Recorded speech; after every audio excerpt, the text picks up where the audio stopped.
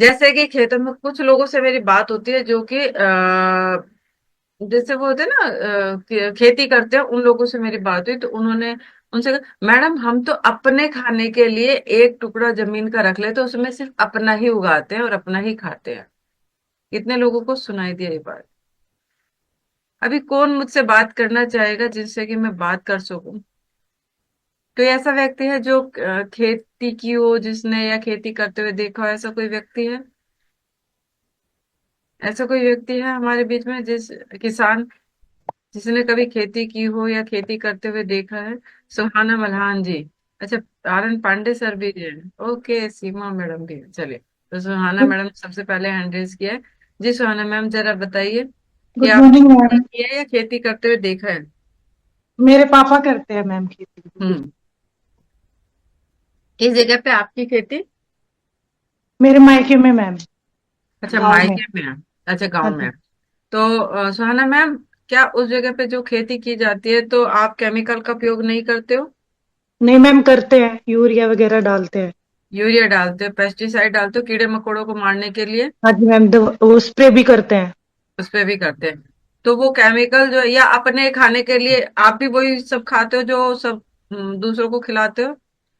No ma'am, मेरे पापा मतलब जो सरसों वगैरह होती है वो एक्स्ट्रा, मतलब ज्यादा खेत होते हैं उसमें सरसों वगैरह उगाते हैं। जो गेहूं वगैरह है वो घर के लिए यूज के लिए ही उगाते हैं, बस दो तो या तीन उसमें के लिए, क्योंकि हम्म, वो पशु भी रखते हैं तो इतना उनको लग जाता है। अच्छा अच्छा, पशु। तो सुहाना मैम, जो केमिकल्स डाले जाते हैं खेतों में, आप ये बताइए क्या वो शरीर को नुकसान करते हैं या नहीं करते हैं? हाँ जी मैम, करते हैं नुकसान। करते हैं। हाँ जी मैम। और जो फल सब्जियां उगाई जाती है, कुछ ना कुछ केमिकल डाले जाते हैं, क्या वो नुकसान करते हैं? बिल्कुल करते हैं मैम। तो अगर कोई व्यक्ति ये बोले कि हम तो एक खेत, छोटा सा खेत अपना अपने खाने भर का ही उगाते हैं जिसमें हम कोई केमिकल इस्तेमाल नहीं करते, आपको क्या लगता है कि वो उगा तो लेंगे? क्या ऐसा हो सकता है कि वो केमिकल के बिना हो? नो मैम, कहीं ना कहीं से आता ही है केमिकल। कहीं ना कहीं से आता ही है, क्योंकि जिस समय खेतों में छिड़काव किया जाता है तो वो उड़ करके हवा के जरिए आएगा, फिर वो जमीन में जाता है तो उस पानी के जरिए उस खेत में। आता है। ओके, तो वो क्या क्या नुकसान कर सकता है मैडम? जो मैम आजकल बीमारियां चल रही है, छोटे छोटे बच्चों से लेकर हर इंसान को जो बीमारी हो रही है, कैंसर जैसी बड़ी बीमारी हो रखी है, ये सब मैम वो खाने की वजह से ही हो रही है। वो और खाने। जो पहले मुझे अभी भी याद है, जब मेरे दादाजी थे वो उस टाइम इन चीजों का यूज बिल्कुल नहीं करने देते थे। और 2012 में मेरे दादाजी एक्सपायर हो गए। उसके बाद मेरे पापा और चाचा वगैरह ने फसल जैसे सब्जी वगैरह सब घर में उगाते थे, वो सब बंद हो गई, सब बाहर से आ रहा है। मेरा नेटवर्क है, इनका गया? इन्हीं का गया ना? सुहाना मैम, आपका नेटवर्क गया है या फिर आपका कोई कॉल आया है? चलिए। तो सुहाना मैडम का कहना ये है कि कहीं ना कहीं वो जो केमिकल वाला खाना है वो हमारी सेहत को बहुत ज्यादा नुकसान कर रहा है। कितने लोग एग्री करते हैं इस बात से? कितने लोग एग्री करते हैं? ठीक है। और जो कुछ भी हम आगे, सुहाना मैम आप चले गए थे आप कहीं? जी। वो मैम नेटवर्क इशू था।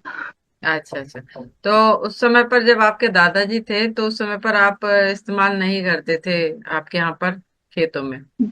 पूरी मतलब मैम घर में सब सब्जियां मेरे दादाजी खुद उगाते थे। वो मिलिट्री से कैप्टन रिटायर्ड थे, लेकिन उनको ये चीजें अच्छी लगती थी, वो खुद खेती करते थे।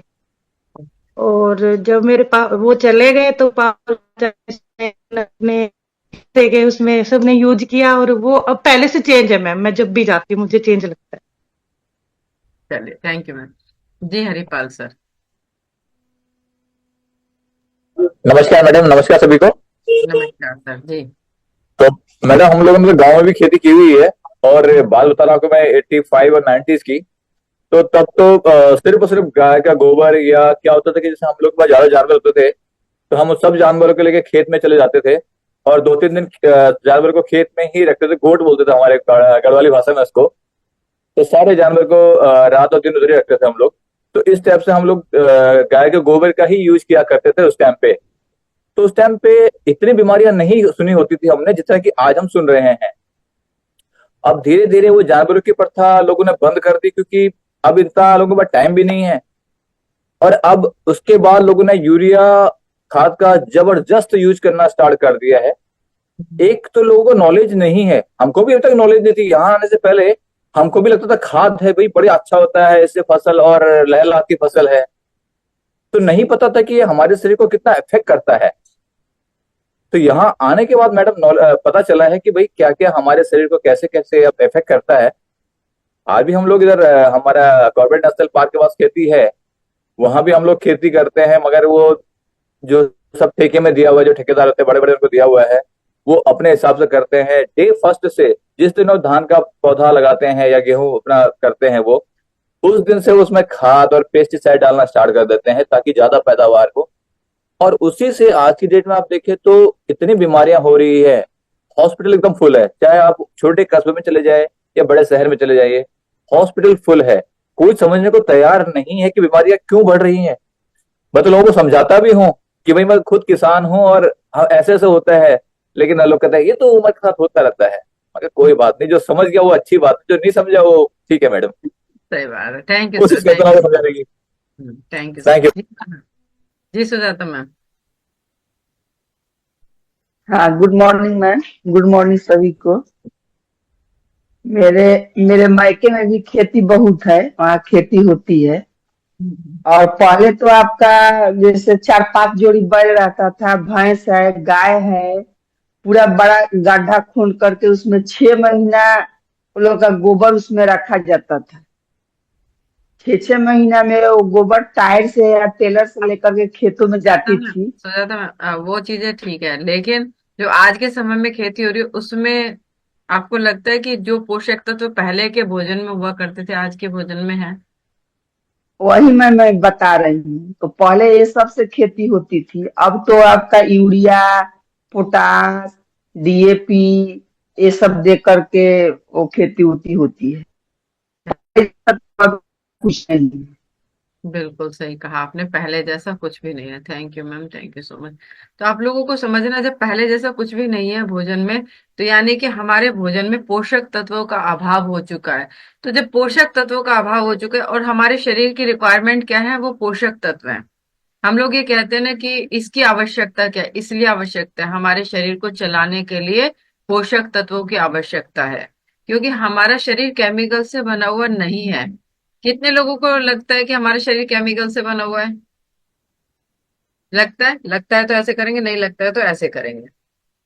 केमिकल से नहीं, केमिकल से नहीं बना हुआ ना। जब हमारा शरीर केमिकल से बना हुआ नहीं है तो केमिकल डालने से शरीर कैसे सही रह सकता है? तो हमारा शरीर बना हुआ है पोषक तत्वों से, तो हमारे शरीर को आवश्यकता है पोषक तत्वों की।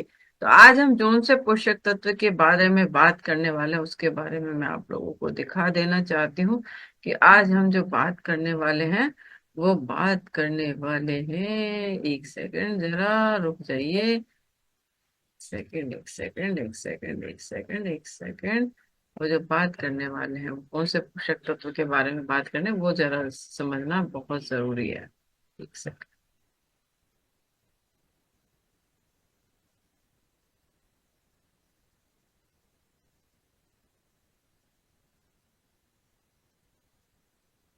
हाँ, क्योंकि हमारे शरीर को बहुत ज्यादा रिक्वायरमेंट है, और हमारे शरीर की रिक्वायरमेंट क्या क्या चीजें हैं ये देखना है आप लोगों को। ओके, मुझे ही स्पॉटलाइट पर ले आए अभी। देखिए, चलिए, नजर आ रही है स्लाइड सबको? ये स्लाइड आपने बहुत बार देखी होगी, इसको एक बार फिर से बहुत ध्यान से देखिएगा, क्योंकि हमारे जो शरीर की जरूरत है, ये समझ लो ये आपका शरीर है, ये शरीर की जो जरूरत है ना, वो ये सारी चीजें हैं। हम लोग हमेशा इसी इन्हीं सारी चीजों को इग्नोर